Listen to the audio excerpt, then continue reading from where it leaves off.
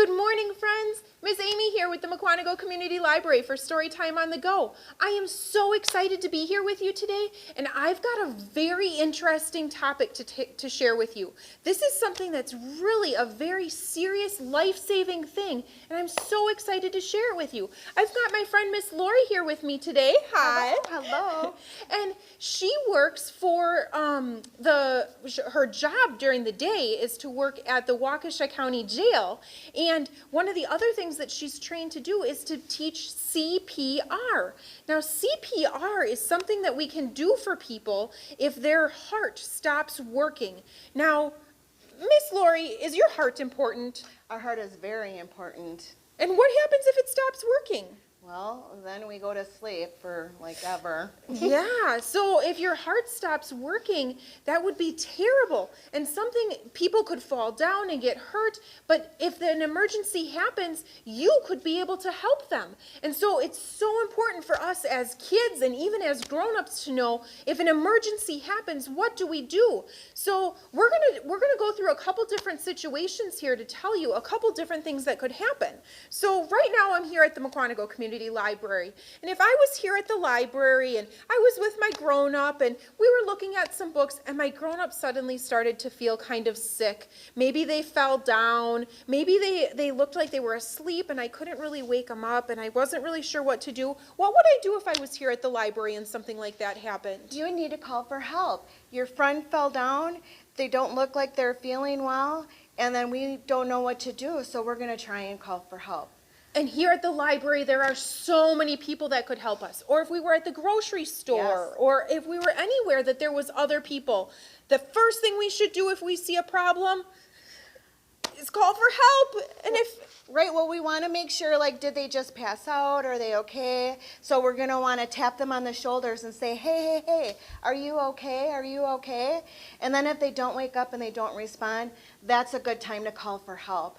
And here at the library, they have something called an AED, which is something that adults can do or even kids can do if you have it.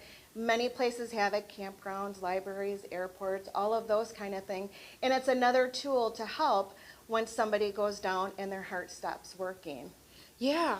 So if we were here at the library and we're pretending like this is my friend. Does my friend have a name? Let's call him George. George. My Yes. friend George he fell down. He wasn't feeling very good. And so I was going to try to wake him up. And I should just see if I can get him to wake up real Yes. quick. Like, George, wake up. Are you okay? Oh, he doesn't look okay. He doesn't look okay. No. So here at the library, even though I'm in the library, I would yell, help, I need help. Somebody come help me. My friend is very sick. I would run and find a grown-up. They could call 911. Other adults that were around could grab the AED and do things like that. And it's much easier when you're in a place where there's other adults with you. But what if I was alone with George? What if George and I were hanging out at one of our houses and maybe he's my grown-up and he fell asleep and I can't really seem to wake him up and I'm all by myself? Well, then we're going to have to try and see if we can wake him up just like we did when we were in the library. And then we're going to have to see if we can find a phone. Does George have a phone? Oh, I should check George's pockets. Or maybe I know that there's a phone attached to the wall. Some houses have phones that are attached to the wall. And I would go and I would find his phone. And who should I call? Should I call my mom? I'm kind of scared. No, there's this really cool number. It's only 3 digits, and it's 911. That's the emergency number that everybody can call no matter where you are. And even if you had a cell phone that actually didn't have cell phone service, you can still call 911 on it. Yes. Now, it is important, friends, that I tell you that we don't ever practice calling 911. It's never a game. It's never a joke.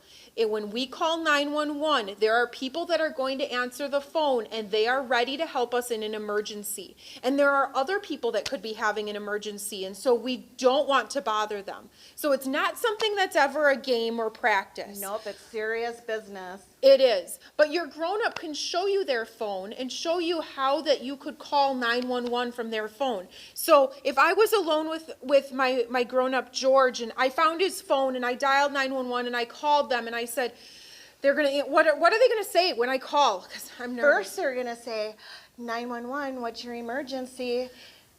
And I would have to think of what to say. And you're just going to say, my friend George fell down and he's not waking up and I don't know what to do. What should I do? And the really nice 911 people are going to understand. They hear that you're young and they're going to be like, what's your name? And you're going to tell them your name, and then they're going to try and find out who is this related to you? Is this a mom? Is this a dad? And then they're going to try and see if you can remember what your address is. So having your address written down somewhere that you can read would be really helpful, because sometimes when you're all nervous, even if you did remember it, you may forget because you're nervous and something's going on that normally doesn't happen. So they're going to ask for your address, and then they're going to walk you through. They're going to ask you questions. Are they breathing? Are they breathing? How would I know if my friend was breathing? You're going to be looking. You're going to take like their shirt and pull it away so you see a bare chest, and you're going to see if that chest is rising. Do you see any chest rising? Because when people breathe, it's a natural, you can see it. Even if it's just a little bit, you can see it. And kiddos at home, ask your grown-up to lay down on the floor for you so that they can see and feel. So you can see and feel what it's like when somebody's breathing. And you could see it in their belly or their chest if it's moving. Yeah, Yes. So 911 might tell me, can you see if he's breathing? And so I'm going to look and see, oh, I don't think my friend George, no, 911, I don't think he's breathing. Okay, then the next thing they're going to do is they're going to tell you to go right into chest compressions. And they're going to say, have you ever done CPR before? Maybe they'll ask that question, I don't know. But they're going to tell you, okay, you need to place the heel of your hand in the center of their chest. Do you know where the center of your chest is?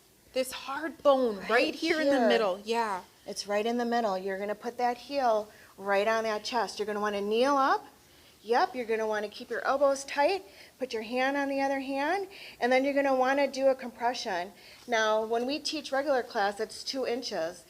We may not know that they know 2 inches, but we're going to say go as hard as you can and push down straight and hard, and we're going to do that 30 times.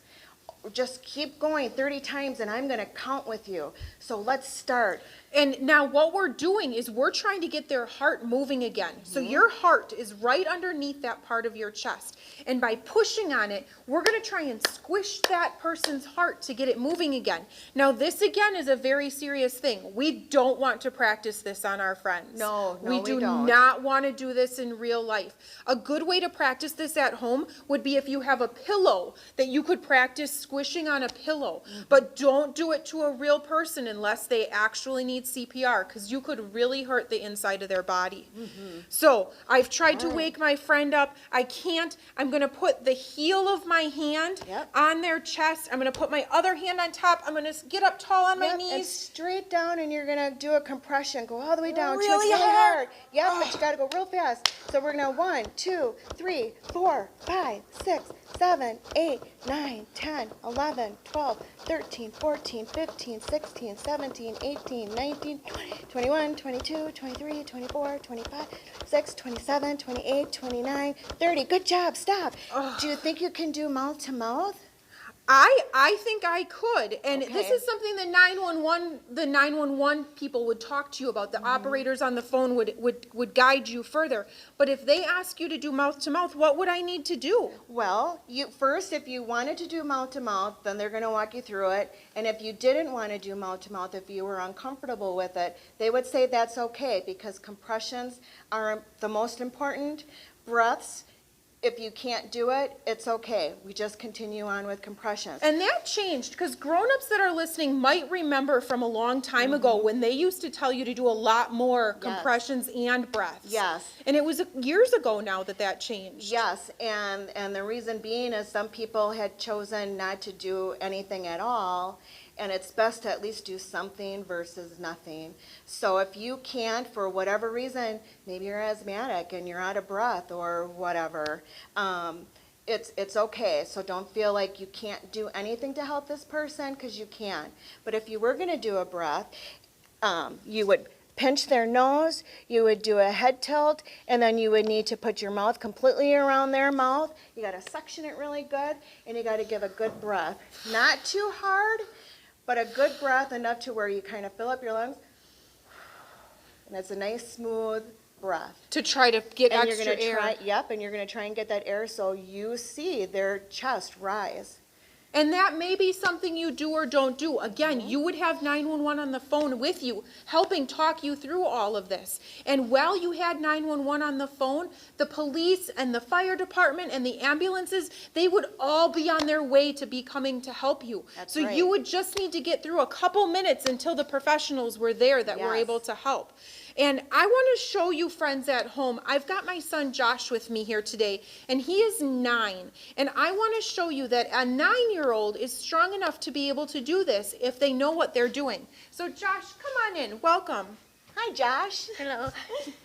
So as you had heard earlier, Josh, where does the heel of your hand need to go? Right here. Right there in the middle of the chest. And where's Get a your little other hand closer. going to go? Right over my other hand. Yep. Perfect. Go straight up a little bit. Yep, there you go. All right, keep going. Keep going. Push hard, harder. Keep going. Go fast and hard. Fast and hard. All right, a little faster. 1, 2, and 3, and 4, and 5, and 6, 7, and 8, and 9, and 10, 11, 12, 13, 14, 15, 16, 17, 18, 19, 20, 21, 22, 23, 24, 25, 26, 27, 28, 29, 30. Okay, stop. And I know you did a good compression because I have lights on our mannequin here. So I know Josh had done good compression. So he did that 2 inches that you need to get that blood flowing through the heart.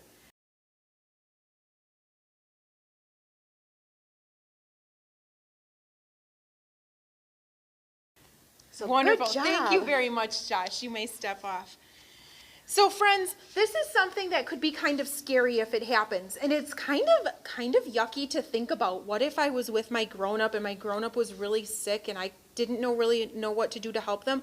But it is so important for us to know that we need to call for help if there's people around us.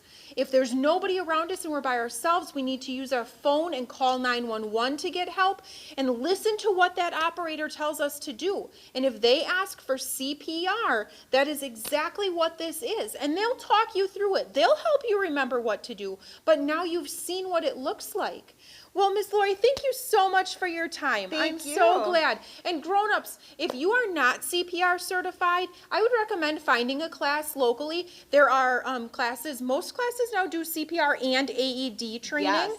And so you It's can all learn together. how to handle all of those emergency situations.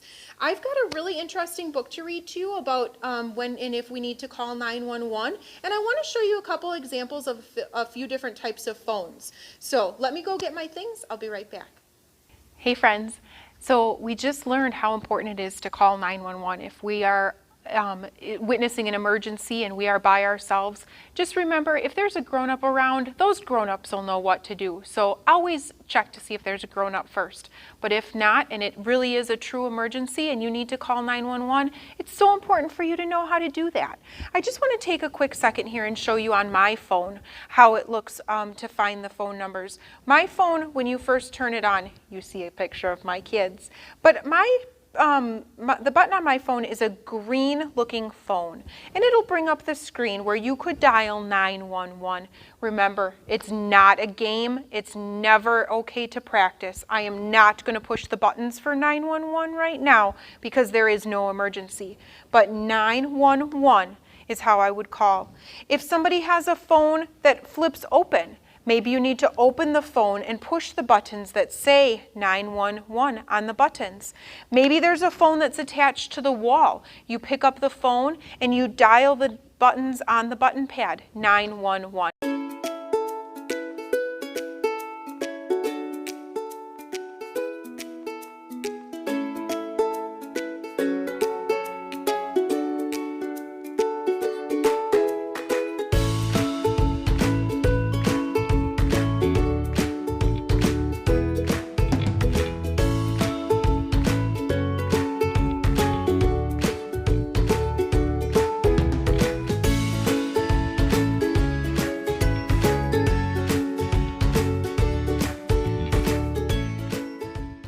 So grown-ups, please just take a moment so that your kids know where they can find a phone in your home and how to unlock the phone or open the phone to get it to be able to call 911.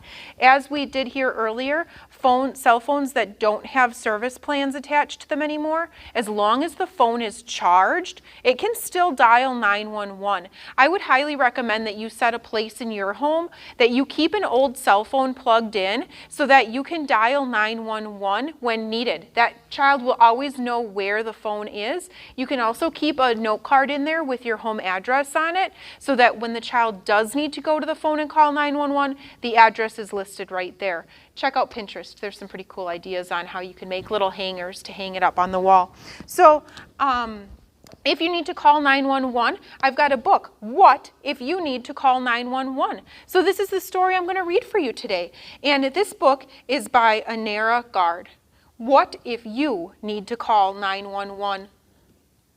There's a couple different situations that could happen, and this book is going to tell us about them. An emergency is when someone needs help fast. In an emergency, an adult calls 911 for help. But what if you have an emergency when an adult isn't there? The stories in this book will help you know when to call 911 and what to say.